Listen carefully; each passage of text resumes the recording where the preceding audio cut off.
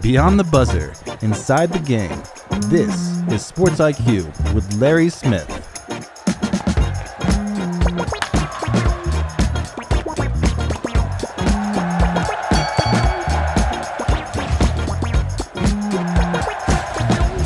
It's the 4th of November. Glad you're here with us on this Tuesday. Larry Smith, great guest coming up here. In just a couple of minutes, we've got Kevin Brockway from the Gainesville Sun. Talk about the Florida Gators, basketball, football, no shortage of news right now in Gainesville. And we'll talk with Kevin here in a moment about all that. Also, our friend Anwar Richardson from orangebloods.com. Texas coming off the big win. That was the win we kind of been waiting for, right? For the Longhorns. We'll talk about that. And right now, look, they're still in the conversation for a playoff berth. The preseason number one, trying to make a late season comeback here in November. Let's get a couple of headlines for you right now. College hoops opening night last night. The defending champion Florida Gators. Talking about them here in a minute. Coming up short against 13th ranked Arizona at 93-87. The third ranked Gators losing this game. Neutral site out at the T-Mobile Arena in Las Vegas. Just a great atmosphere.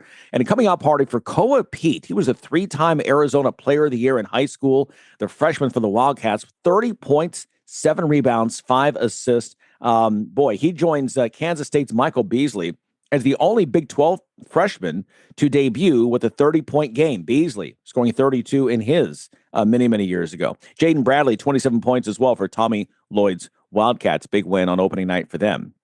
Doubleheader there in Vegas. Game 2, BYU, the number 8 team in the country, over Villanova, 71-66. Coming out party for another freshman, A.J. DeBanza, with 21 points, 6 rebounds for the Cougars. Villanova's debut for Kevin Willard, the new coach, coming over from Maryland, spoiled by the Cougars in this one, 77-66. Elsewhere, another coaching debut, Stephen Pearl, almost ruined by Bethune-Cookman. The Wildcats taking Auburn to overtime before finally the Tigers getting the win there on the Plains, 95-90 in OT, number 20 team in the country winning their opener. Other top 10 teams, it was pretty much status quo the rest of the way. Second-ranked Houston, number 4, UConn, fifth-ranked St. John's, and Michigan, the number 7 team in the country in the AP poll, all getting wins on opening night. Tonight, number 1 Purdue is at home against Evansville. That's a 6:30 Eastern tip. Duke and Texas, the Blue Devils, coming off the Final Four trip last year. Coming up short there with Cooper Flagg, the freshman, Con Knipple, all those great players came in Malawach. They are playing in Charlotte against the Longhorns tonight. 9th-ranked Kentucky, mentioned the Wildcats. They're at home at Nichols at Rupp Arena to take on Nichols for their opener. And then number 10, Texas Tech, opens things against Lindenwood. In the women's game last night, number 7, Duke, coming up short against Baylor, number 16 team in the country, 58-52. Otherwise, again, pretty much status quo. Number 2, South Carolina gets the win. 3rd-ranked UCLA, a victory over San Diego State, even though they were without Lauren Betts, the All-American center in that game. 4th-ranked Texas, 6th-ranked Oklahoma, all winners on the women's side. Also tonight, it is number 1 UConn, the defending champion, playing Louisville, as we discussed yesterday, with Cardinals beat writer Alexis Cuban. Louisville coming in at number 20 in the country. This game being played at Annapolis, Maryland, was going to be played over in Germany, but was moved because of the situation in Washington, D.C. Elsewhere in Greensboro, it is 9th-ranked NC State taking on number 8 Tennessee. Also, 5th-ranked LSU makes its season opener at home in Baton Rouge at the Pete Maravich Center against Houston Christian. NFL last night, Arizona over Dallas, 27-21. They snap a 5-game slide. How about Jacoby Brissett, the quarterback? 6th team in 10 years now. Leads the Cardinals to the win. 261 through the air, 2 touchdown passes, also ran for a score as well, in place of Kyler Murray, who was out with that foot injury. Although Jonathan Gannon, the head coach, says that Murray is still their starter. Big night as well for the former Ohio State All-American Marvin Harrison Jr. Career high 7 catches, 96 yards, and the touchdown as well as Arizona gets the win, going to 3-5 on the season. But let's get back to college basketball. We talked there at the top of the show about number 3, Florida, defending champion, opening with a loss there in that neutral site game against Arizona. Thrilling matchup in Las Vegas and great theater on opening night to welcome in the new college basketball season. Joining us once again, our friend from the Gainesville Sun and the USA Today Network is Kevin Brockway, covers the Florida Gators for Gainesville. This Gator team, we were talking a moment ago, like you're the defending champs. Could have gone out like most teams do and played an easy game right off the start. They take on a really good Arizona team that caught fire and looked really good in their opener. Yeah, Koa Pete, I think is going to be a problem for a lot of teams, not just Florida. I mean, that kid. Florida got off to a good start. The guards got off to a good start. It was 24-12 early. I think the backcourt players scored the first 11 points. But as the game wore on, Arizona extended the defense a little bit. Tommy Lloyd made a pretty good adjustment. I think Alex Condon getting his second foul in the first half played a factor. They played really tentative defensively after that, gave up 50 in the first half, which you can't do. Listen, the game's in Vegas. Arizona's a neighboring state. Their crowd got into it. Second half, they build the lead to 9. Florida comes back, but when you're playing uphill like that, puts a lot of stress on your team.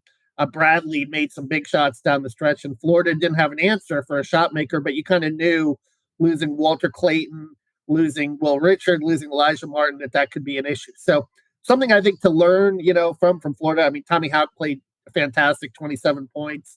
Maybe a little bit of a disappointing game for Alex Condon, who's in foul trouble. They need both those guys to be clicking at the same time, and for one of the guards to step up to have the kind of season that they had last season. Yeah, and let's face it. I mean, Florida came on. That was, and I'll be honest. I was one of those who was critical of Florida a year ago. That they entered SEC play, I think undefeated, but hadn't played. I think even the Power 5 team. I mean, it was one of those where literally one of the easiest schedules in the country. So I give credit for going out and scheduling tougher. What's been the mindset right now for this Florida team coming off the national championship? Todd Golden, young, establishing himself already in the industry now with this big championship. What's been the mindset there in Gainesville with this basketball team? I think they've talked a lot about, developing the chemistry, obviously, between the new backcourt and the existing front court, and then getting to March and just putting yourself in position. And then you get to March and anything can happen. I think, again, this probably projects to be a second weekend team in March, but then, you just don't know what's going to happen after that. And you look last year, Texas Tech, people forget they had them on the ropes in the Elite Eight. They had to come back from double digits in both, the Final Four and the national championship games. So I think that certainly when you have new pieces, particularly in the backcourt, it might take a little bit of time. And I think we're just going to have to see how that continues to develop. I thought Boogie Fland was okay, but he's not a shot maker. He's not Walter Clayton. He's not that scoring point guard weapon, particularly shooting. He's more of a guy that's, if he's going to do his damage, he's going to get to the line. And Xavier Lee made a few shots down the stretch, but not enough. And, he's making a jump from Princeton to the Power 4 level. I do think last year, they played North Carolina, but North Carolina was down. So you never know with these schedules how it's going to work out. Now this year they've got Duke, they've got UConn and New York City. They've got both Florida State and Miami. I think they're going out to San Diego, and they're going to face TCU, and they could face Wisconsin. So yeah, definitely a more loaded non-conference schedule. But if they can get through it, 10-3, 11-2, I think they'll feel good about themselves going into the SEC. Yeah, I did forget about the North Carolina, but they were down last year. And let's face it, I still don't think they should have made the tournament. But hey, you know what? That was last year. This is this year. You guys kind of stay home there in Gainesville now the rest of the month. You do the tour of the Sunshine State, North Florida, Florida State, Miami coming in the next 3 games. Like you said, the 2 tough games coming up here early next month, and then getting into SEC play here a bit later. And this. Wow, the front court of Florida still is one to contend with. You mentioned Condon foul trouble. Didn't see fully what he can do, but I'm looking with him, Handlogten and Ha. Chinyelu, How do you say his name? Chinyelu, Ruben Chinyelu, also, who was a little disappointing yesterday, but is a guy that he's a big body, yeah. And another one, yeah. So there's another guy right there. So but at one point, those 3 were on the court at the same time after the flagrant foul by Chinyelu, and boy, just big and skilled up front. I think that the Gators are going to cause a lot of problems. Like you said, get the backcourt figured out with the new pieces, but a lot of problems for a lot of teams this year. Yeah, I do. It was a little disappointing in the first half. They were out rebounded. I think it was 21-12, but then in the second half, they kind of evened up that margin a little bit. They were more aggressive, crashing the offensive boards. I think Micah Handlogten now, he's more than a year removed from that compound fracture. He played pretty well off the bench with Chinyelu in foul trouble last night. He had a double-double, so he's a guy I think that you can really count on if 1 or 2 of the bigs are in foul trouble that can go in and do some positive things. So they've got the depth in the front court to withstand the foul trouble. for sure. And I think they showed that in that Arizona game. But ideally, you'd like your bigs not to foul as much. I mean, Condon's second foul was an offensive foul, a little bit of a questionable call, but you can't put yourself in that kind of position, especially if you're a player as valuable as him. And that's really when the momentum, I thought, started to shift. Because, Todd, he'll play guys with two fouls, but, he won't sit them long, but you're still compromised when you're playing with two fouls. You know that, and it makes it a lot harder defending. And that's why, Tommy Lloyd's a smart enough coach to attack that, and you get 50 points against you in the first half. Yeah, exactly. So, and like you said, getting ready for March and April, that's the most important thing. And they know how to do this. They've done it before. And excited to see what happens there with this Florida team. Still will be, like you said, right there in the mix. Second weekend. And once you get there, let's see what happens. After that, a year ago, we didn't think that team, that Florida team, was a national championship team. They were very good.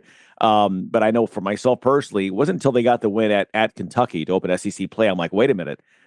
Okay, these guys are pretty good. And so I think, again, we'll see more of that as well. Let's turn to football. Listen, coming off a loss in the big game at Jacksonville. But look, with all the things that have happened, we were talking in the break just now, I thought the Gators played very well. We're right there in the end and had a shot to win this thing. Well, I don't think that there's any doubt, that they're going to play hard under Billy Gonzalez. Although, sometimes after that rivalry game, you see seasons go in one or two directions.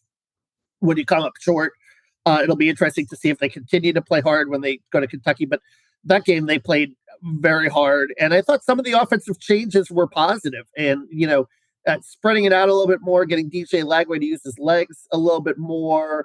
He made a good throw on the run. Obviously, he'd left out that throw back where Sturdivant, slipped behind the defense. He kind of threw off one foot. But I think, getting him out of the pocket a little bit more, doing some things that I thought that was a positive. I just think that, Georgia under Kirby, they've been kind of living dangerously all year, but they still have that kind of winning gene where they know how to make the play down the stretch.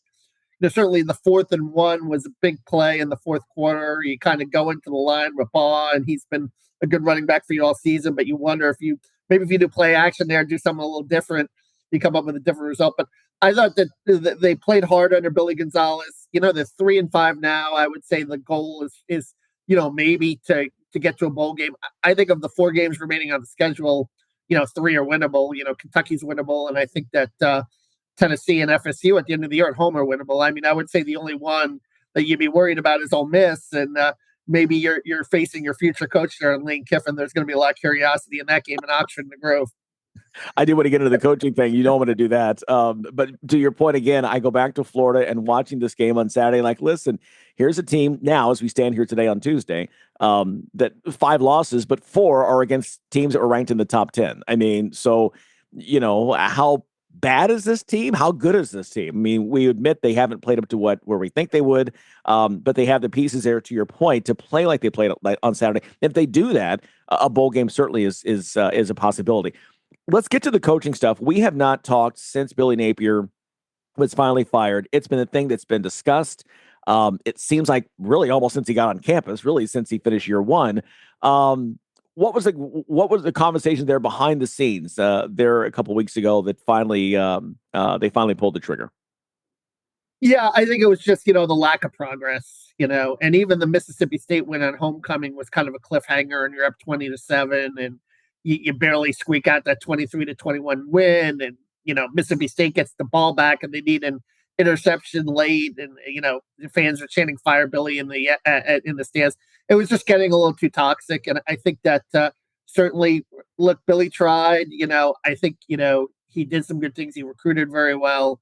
But as a game day coach, holding on to the play calling, the operation, which we learned with Billy Gonzalez doing some tweaks, was probably slow. And that led to a lot of the procedural issues and a lot of the, substitution problems that they had over the years. It just wasn't it was never really a well-oiled machine under Billy. And, the fans got wise to that, and they know, here it's a high IQ football fan base. They know sloppy football when they see it. So I think that, just kind of led to it. It just wasn't working. And they went another direction. Billy Gonzalez is a guy, a very respected receivers coach for 3 different coaches, Urban Meyer, Dan Mullen, and now back under Billy Napier. And they felt like he was the guy to kind of lead it till the end of the season. I mean, I thought that, I thought he has to run the table to be considered, had to, and it didn't work out with Georgia. But I think that there'll be, this is a nationwide search that's still ongoing. Yeah, I mean, it's one that, and the thing is, we've talked before, and I know you've already discussed elsewhere that this is a coaching carousel that's really unprecedented with Florida, LSU, Penn State, Arkansas, Oklahoma State. There's some huge jobs out there. Auburn just now too. Auburn, exactly, and there may be more still. We're going to see something very unusual where if you want these top coaches, and James Franklin's name will be out there. Obviously, Lane Kiffin, Brian Kelly may still be in the conversation, although some things have come out now that maybe that's a little more toxic. You're going to have to really be working these phones with these third parties with these coaches. And then in a situation like Lane Kiffin, if they get to the playoffs, which it appears right now, Ole Miss may get there this year. Does a Florida wait for him to finish there? And if he goes deep into the playoffs, does Ole Miss say, no, we're going to pay whatever to keep him? How's that mechanism going to work this year where we're in the first week of November and already you've got a dozen really good opportunities out there with more to come? Yeah, it's going to be fascinating. And, you throw into the earlier signing day on December, first week of December, then you've got the transfer portal opening the first week of January. I think that you're going to have to sell the Rashuda on some kind of assurances that a guy is coming, and then, or maybe a backup plan if that does not work out. But I still find it interesting that, Curt Cignetti signed the extension, Matt Rule signed the extension, and Lane didn't announce signing the extension yet. So I think the fact that he hasn't tells me that, maybe he's thinking things over with this cycle, and maybe he sees a chance if he goes to a Florida or an LSU that, he could, potentially, there's proof of concept of winning a national championship there this century that you don't have at Ole Miss. So it's going to be a fascinating search. And, I'm sure Eli Drinkwitz's name is going to be out there. Jedd Fisch is a guy that worked under Steve Spurrier. He's had some success at Washington. I mean, I think he's a potential fallback option. I mean, Rhett Lashley, another guy who I thought was on Florida's list, just announced he signed an extension too. So, at SMU, and did a nice job and pulled off a nice upset over Miami. So I think the candidates are thinning a little bit, but I think the carousel is going to be tremendously fascinating. Yeah. What you're hearing there in Gainesville, is Kiffin number one? Would Franklin be number two? What's kind of you mentioned some names right there, but if you were a handicapper, how would you play this race? How would you lay it out? I think Kiffin, Drinkwitz, and Fisch are the three right now that I'm hearing. Mm-hmm. In no particular order. It could be one of those three guys. I was hearing a lot Lashley before he signed the extension, but Kiffin, Drinkwitz, and Fisch. Maybe Franklin is a wild card if you're really that concerned about the recruiting class. But I do think that the money people especially are just really high on Lane, and they view him as the second coming of Steve Spurrier, and not just with the offense, but with the personality too, with a little bit of the swagger, which I think people think works here in Gainesville very well.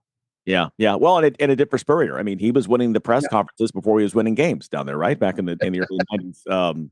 Remember my time covering him back in the early 90s there in Gainesville. Well, it's obviously always an exciting time. Always good to get your thoughts. No rest for you. What are you doing? 6-day weeks right now, or?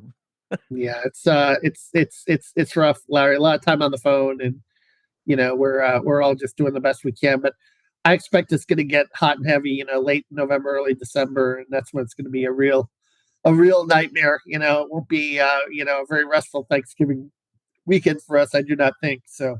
Yeah, exactly. Well, we appreciate the work you do. We appreciate you spending a few minutes with us from time to time to get us caught up as well. Kevin, always good to see you, my friend. Thanks again for all your insights, and try to get some rest and eat well. Try to go for walks. Just get away from the computer and the phone. Exactly. Thank you.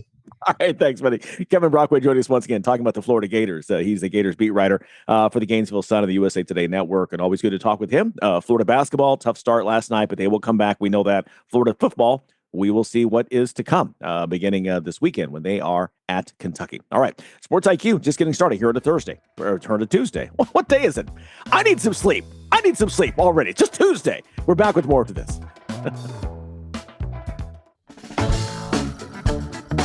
You're listening to Sports IQ with Larry Smith.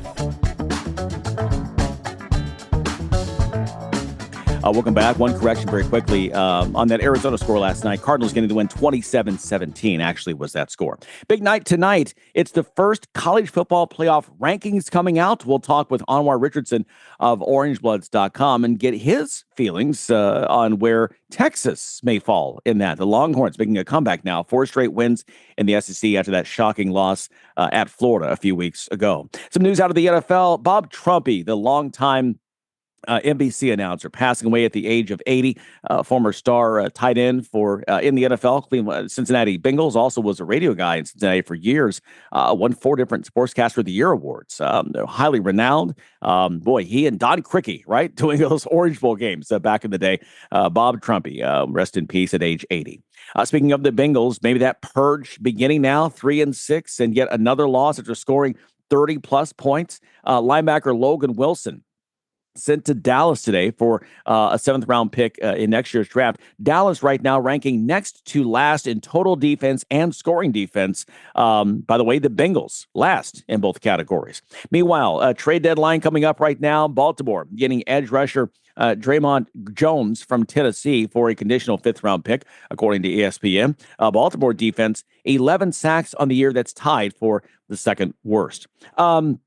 The Raiders sending wide receiver Jacoby Myers to Jacksonville in exchange for 2 draft picks. Remember that Travis Hunter for the Jags out at least 3 more weeks with that knee injury. And so Myers wanted to be traded, and he gets his wish going to the Jaguars, trying to get into the playoffs after some down years. Hey, in tennis, the 4th Battle of the Sexes match is now set for December 28th in Dubai.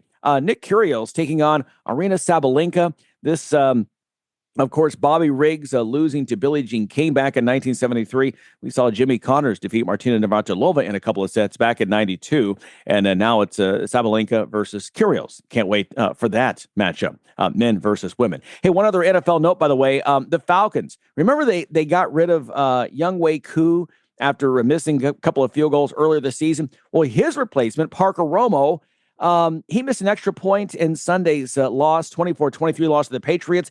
He is out. The Atlanta native, he's from suburban Peachtree City, had been perfect on extra points since replacing Koo, and 11 of 14 on field goal attempts. But you know what? It's the NFL. What have you done for me lately?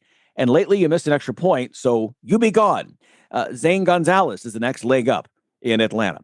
Crazy news out of the NBA. Steve Ballmer, the Clippers owner, this according to Yahoo Sports, being sued by investors, claiming that $28 million no-show arrangement with Kawhi Leonard was to avoid the NBA salary cap. They're going in complaining about this. The NBA, of course, is investigating. Ballmer has denied any wrongdoing in that, but this has been a story been ongoing now for a couple of months. And now with a lawsuit, it's not going anywhere anytime soon. Speaking of the NBA, on the court, 6 games tonight, including the Thunder, defending champs, still perfect, trying to go 8-0. They're at Ballmer's Clippers tonight out there at the Intuit Dome. SGA, 34 points per game in the early going for the reigning MVP. Also a good matchup in Chicago. The Sixers taking on the Bulls, both teams 5-0. Something has to give. Philadelphia 3-0 on the road, the Bulls 4-0 at home.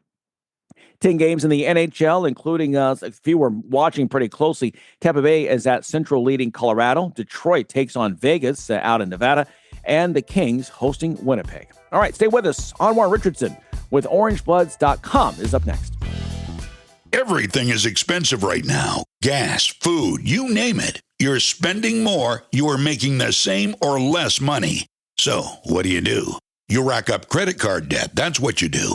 It's not your fault. It's the economy. And guess what? If you rack up too much credit card debt like some of us, you can't pay your bills. Then the credit card companies, as nice as they are, start hounding you for money. Then you start your downward spiral.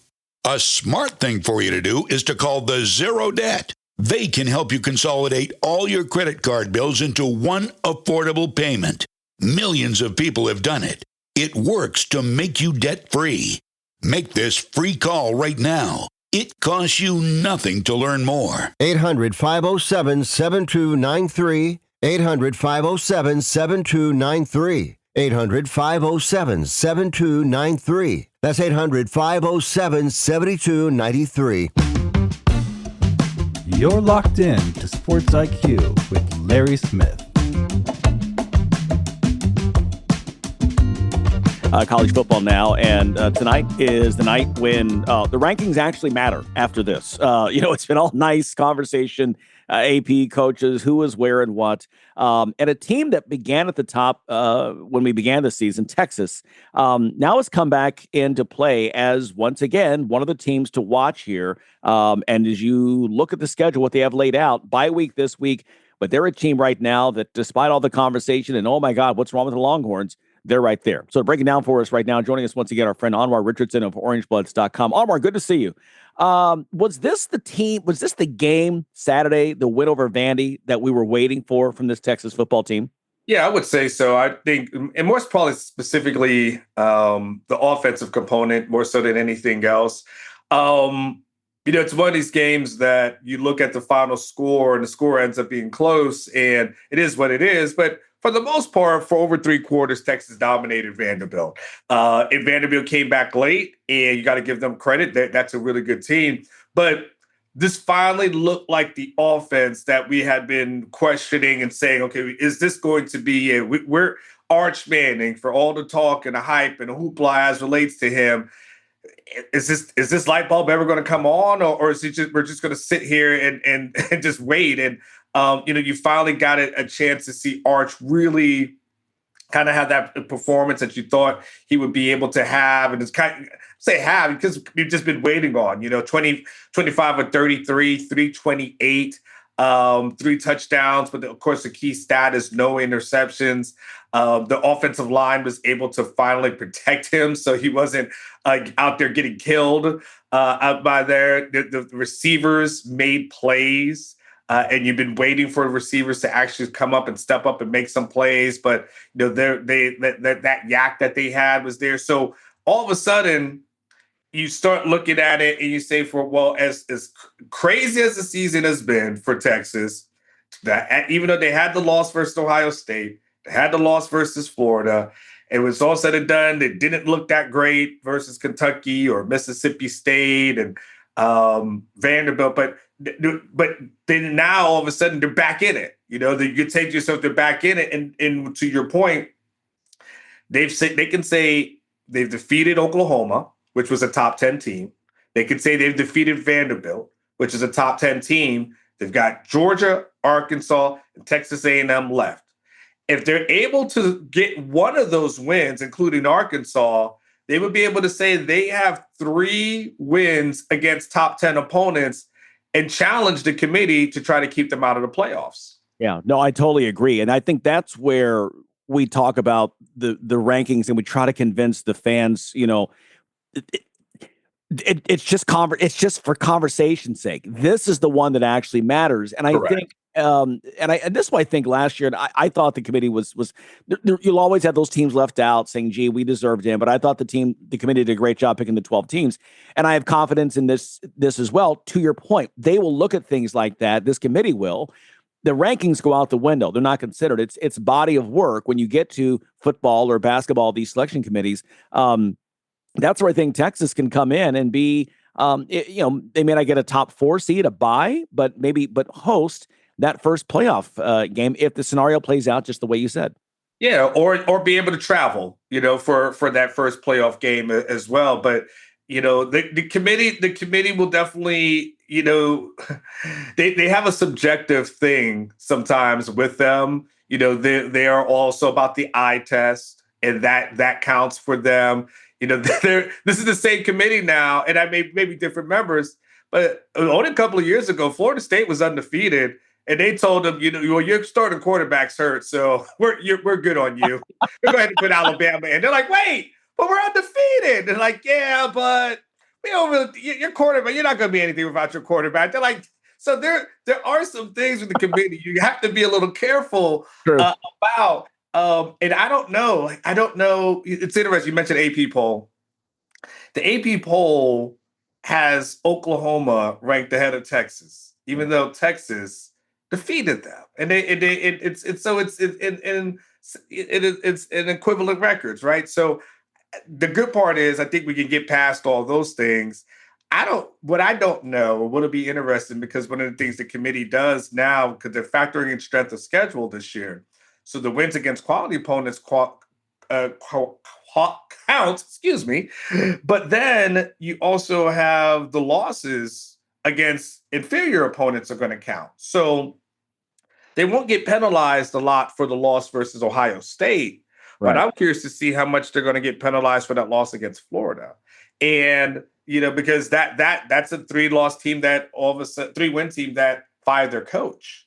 So I don't know what the committee how do they look at that? How do they look at the narrow win versus Kentucky in overtime? How do they look at the Mississippi State game? Did they focus in on the comeback versus Mississippi State, or they focus in on you really struggled against that team, right? So I don't know. This first one will give us a real good sample for me, at least my perspective.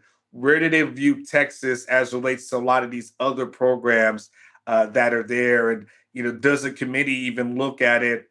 The SEC feels like they should get 5 teams in, right? But is the committee really going to do that and piss off every other conference? Or are they going to try to look for some sort of equality-ish kind of thing? I'm fascinated to see what they do. Yeah, no, absolutely. Talking with Anwar Richardson here of orangebloods.com. That's where I think the Georgia game is so crucial for the resume you're talking about.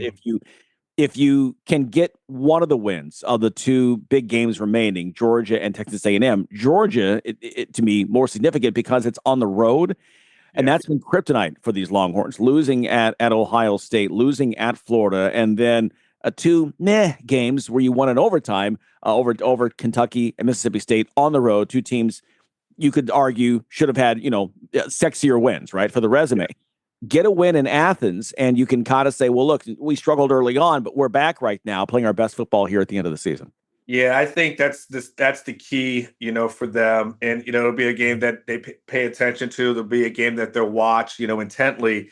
And that's, if you're Texas, well, that's why I say you got to hope that the offense that you saw against Vanderbilt, if Arch has settled down and Arch is feeling comfortable, because the defense, it's weird. They had the fourth quarter against Vanderbilt, and you're like, what the hell just happened here? And then of course the previous week, right, the Mississippi State, where you're just like, this is uncharacteristic. But you're almost willing to give them the benefit of the doubt, because we've seen what they were able to do against Ohio State before, right? And so we saw what they were able to do against Oklahoma. So you feel like, okay, when this defense is healthy, and they didn't have Michael Taft, and another one of their safeties got injured during the game, you say they're probably going to be really good. We consider this to be elite defense. What we couldn't say for the majority of the season that this offense was good. I'm not even saying great. I'm just saying good, middle of the road, just good, productive, those kinds of things. It was probably bad for most of the season. If their floor now is just good, now all of a sudden you go into Georgia and you say to yourself, okay, well, this has a better chance, because we know this defense could be great. And if you couple that with an offense being good, now going into Georgia doesn't seem like the tough task that it seemed just a couple of weeks ago. Getting by Arkansas, it doesn't look as crazy for a team that struggled against Kentucky and struggled against Mississippi State, or Florida. Maybe you could say to yourself, all right, maybe they won't be doing that again. And then A&M, but I think the Georgia game, that's huge for them. I think if they get the Georgia game and this offense looks good, then I think at that point, if you beat Arkansas, no matter what happens against A&M, then you just challenge the committee to say, we're going to keep out a team that beat 3 top 10 teams. And I don't know if they'll be able to do that. Yeah. These 2 teams met last year in Austin, 30-15 win by the Bulldogs. Obviously different personnel. And an SEC championship game as well. SEC championship game as well, exactly. Different personnel right now. What can the Texas staff take from those 2 losses against the Bulldogs last year? I mean, One of the things Stark talked about on Monday is that he said, he heard Kirby Smart say something that he totally agreed with, which is that team is hard to kill. And that's the one thing they know about Georgia is Georgia's not super fancy. Not to say they don't have good coaches or smart, but they just out physical you. Like they just go after you and they just man up on you. And they just challenge you to a fight for 4 quarters. Can you do that? Can you pull yourself up and get off the mat and fight for 4 quarters? And that's what Georgia does extremely well. They're not a team that you look at and their quarterback's thrown for 350 yards or anything crazy like that. It's not an air raid kind of stuff, but they are a physical team. So I think what they have to go into that game knowing is that you got to be ready for a war for 4 quarters. You got to be prepared for that. And knowing that that's going to be a crazy environment. It's going to be a nighttime game. But it's going to be for all the marbles here.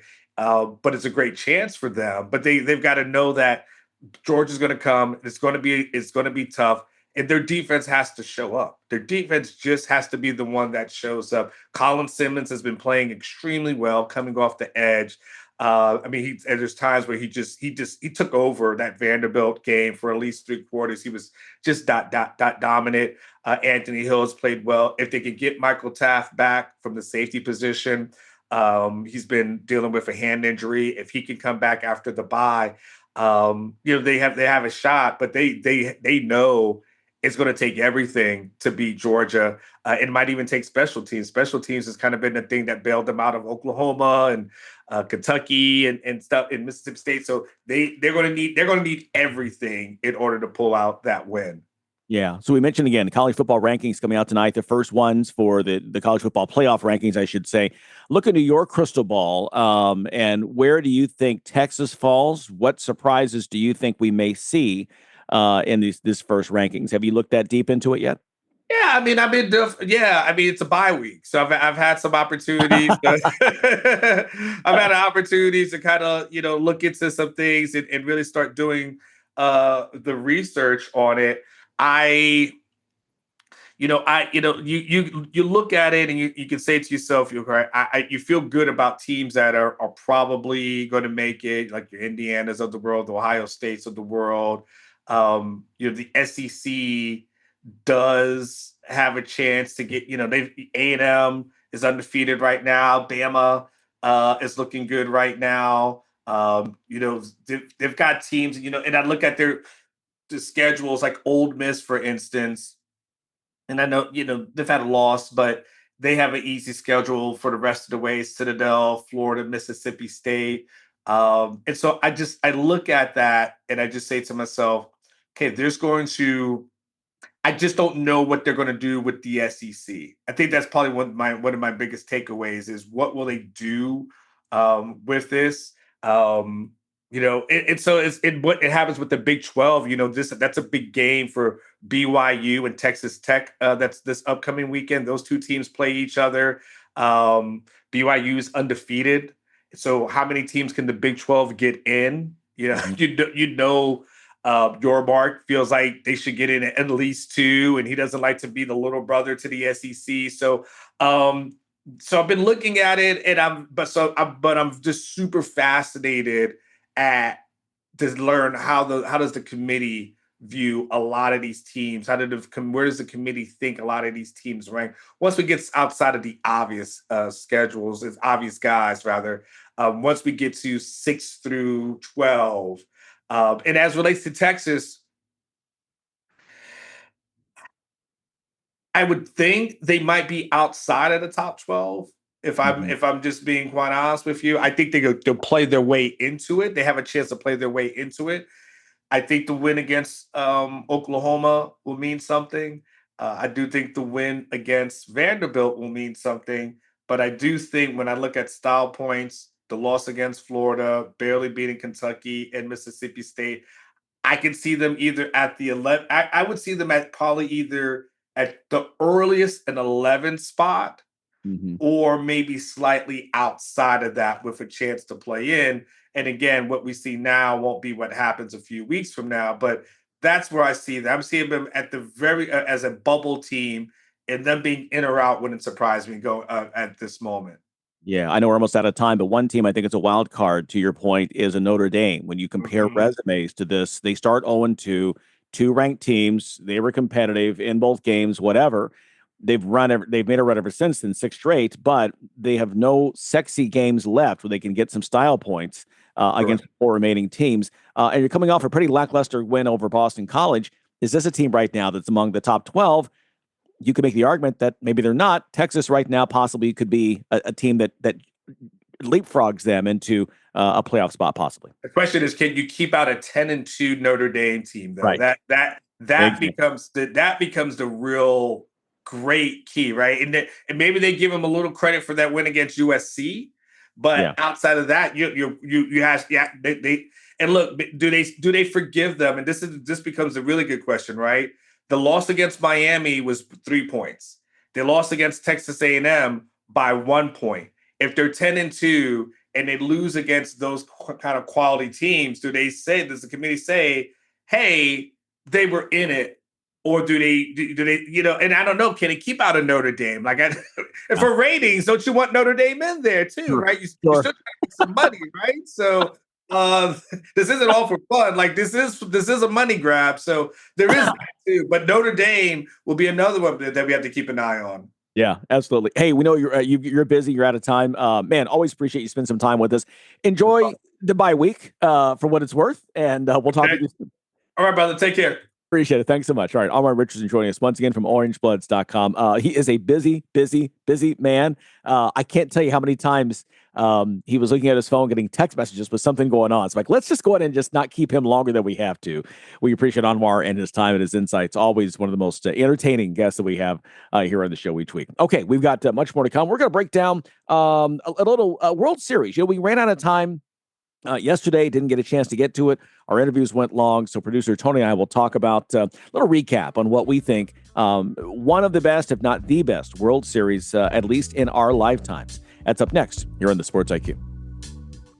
How would you like to get high-speed internet for your home for less than $2 a day? That's right. For about $50 a month, you'll get lightning fast internet. Are you paying less than $50 a month right now for your internet? Then call Whole Home Connect right now for blazing fast internet at $50 a month with no price increases, no hidden fees, no contracts, no upfront costs, no equipment fees. It's a great deal. And guess what? You can try it for 15 days. If you don't like it, you get your money back. But you're gonna love it, and you're gonna love the price. Internet for your home for $50 a month. That's less than $2 a day. Plus, no contracts, no upfront costs, no equipment fees, and our 15-day guarantee. Call now. 800-215-0341. 800-215-0341. 800-215-0341. That's 800-215-0341. We all make more than 35,000 decisions a day. Most are small, but some can be life-changing. When it comes to taking care of yourself, the most important choices can be hard to make. Like having a tough conversation instead of ignoring a buddy's call. Or being there for support, not assuming things will just get better. Make the decision to be there for the veterans in your life, for your community, for yourself. Learn more at BeThereForVeterans.com.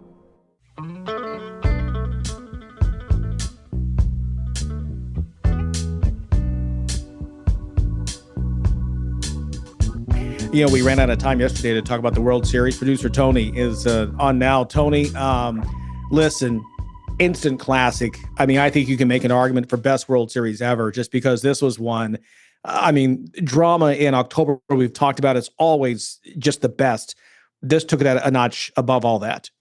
Yeah, you have to, hats off to both teams because it was really a well-played series. Each team played to their strengths. Look, the Jays were able to do the hitting part of it, which is what they did best. The Dodgers' rotation was simply better. And Dave Roberts managed that Game 7 just about as well as you possibly could. He called on all of his starters. And the fact that Yamamoto was able to come back and pitch with 0 rest and throw 3 innings at the end of the night, that's impressive. I don't care how you slice it. I don't think I can ever remember somebody who started Game 6, and it's not like he threw an inning or two. he went like 7+ in game 6 and then came back and threw 3 more the next day.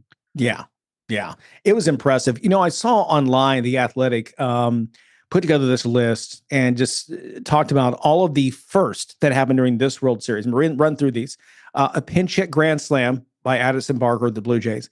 2 extra inning games, the 18 innings in game 3, 11 innings, of course, in game 7. 2 extra inning homers by Freeman and Smith. A walk-off homer by Freeman. A 7-4 double play to end a game that happened in game 6.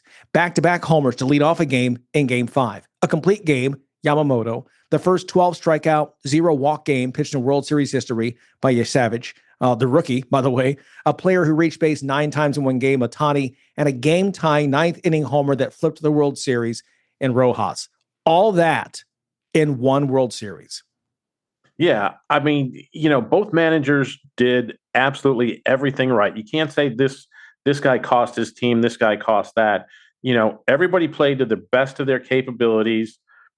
Everybody did everything they could. The Dodgers were just the better team. And I really thought, Larry, going into this, that at some point that bullpen was going to catch them and it was going to hurt them. I waited for it all series long.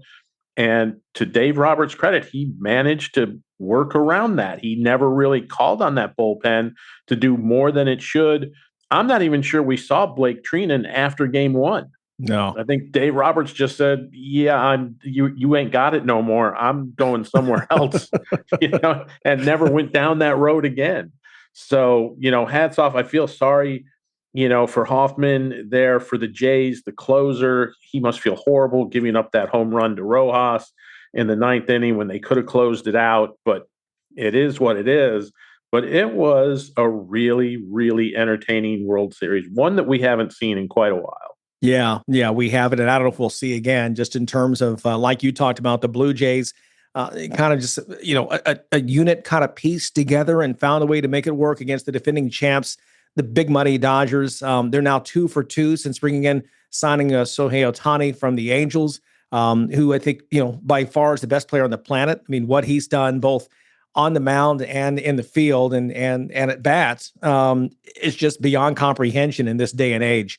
And now you look ahead in terms of for next year, they lose Clayton Kershaw, who's going to retire after 16 seasons. Next stop for him is a Hall of Fame. Great to see him go out and to see his emotion, his joy Saturday night when it finally was over. But it's a fun unit. Dave Roberts, by the way, only 53 years old. I mean, I thought he was older than that. Of course, we recall him as a player back in the day. But they've got deep pockets. They've got Shohei Ohtani. Roberts is the manager. I mean, they've got the money to go out and get what they need to try to go for a three-peat. Yeah, I mean, they do have probably the deepest pockets in baseball. They've kind of become the Yankees of, the 70s and 80s when everybody hated the Yankees because the Yankees are just buying the pennant. They're just buying it every year. Now the Dodgers are doing it. And, if that's the way the game is played, play it that way. The other person I want to take a hat off to is somebody from my hometown, Rochester, New York. Ernie Clement grew up in Rochester, went to high school in the Rochester area, had the most hits in a World Series in this last one. So hats off, Ernie. That was a great way to go. Way to represent Rochester, New York. Appreciate you. Too bad they didn't win, but he had a great World Series as well. And there's another guy that was just, he's not somebody whose name is coming up all the time, right? He's not a bubblegum hero. He's not the trading card hero. There aren't many guys looking to trade for Ernie Clement cards. Maybe after this one they will be. Great point. We now look forward to the offseason. Of course, we've reached out to our friend Matt Snyder with CBS Sports to get his thoughts, and we'll bring that to you once our schedules come together to kind of get his reflection on this series, and also looking ahead in terms of free agency, what moves might be made or trades here as we get into the offseason. But certainly what a way to close off this season. And again, if you're not romantic about baseball, boy, I don't know what more you could ask. This was one, as I was joking before, it's like Maximus and Gladiator. Are you not entertained? Because this was entertaining. Yeah, it was a fun series to watch. It was entertaining. It was well done. Hats off to the broadcast team. I thought, Fox did a great job all throughout the series. They get grief from some people about the announcers, about this, that. I thought that their comments were spot on. I thought they did a good job of bringing it home to the fans. and it was just a well-played series. I wish they'd start a few games earlier. I still want to see an afternoon World Series game someday. I don't know when we're going to see that, but I think baseball would really help themselves with the next generation to have at least one of the games in this series played in the afternoon where kids can watch. Yeah. Even Saturday night with the extra innings, I've talked to so many people who just gave up on it and went to bed. And that's you can't help extra innings, but that's too bad, to your point. No question about that. Okay, well, our moment of awe is up next. Fans of big sports radio and sports spectacular podcasts have a new home on the Chief Sports Network.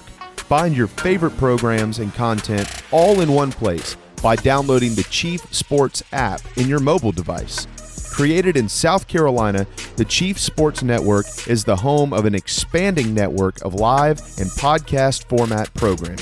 It is also the home of one of the leading national college football podcasts, JC and Morgan, hosted by ESPN's Mike Morgan and 24/7 Sports' JC Sherbert. Download the Chief Sports app for free and find all of your favorite programming under one easy umbrella. Thanks to all of our markets for your loyal support of Big Sports Radio and our Sports Spectacular podcast, and we look forward to connecting with you anywhere in the world on the Chief Sports app. Okay, time now for a moment of awe, and maybe our moment of almost. We saw on Sunday Cam Little of Jacksonville setting an NFL record with that 68-yard field goal against the Raiders. Well, last night, Brandon Aubrey, who kicked a 65-yarder last year for Dallas, second all-time behind Justin Tucker's record, trying to tie Little's new mark, 68 yards, but he just missed. Cowboys could have used it, of course. They lost by 10. That was, by the way, just before halftime. Moment of almost for Brandon Aubrey. Thanks to our guests coming by, Kevin Brockway, Anwar Richardson. Thanks to you as well. It's a Sports IQ here on a Tuesday. Let's have a great one, and we'll do it again tomorrow. See you then. Thanks for listening to Sports IQ with Larry Smith, Monday through Friday. Continue the conversation at SportsIQ LS. We'll see you next time.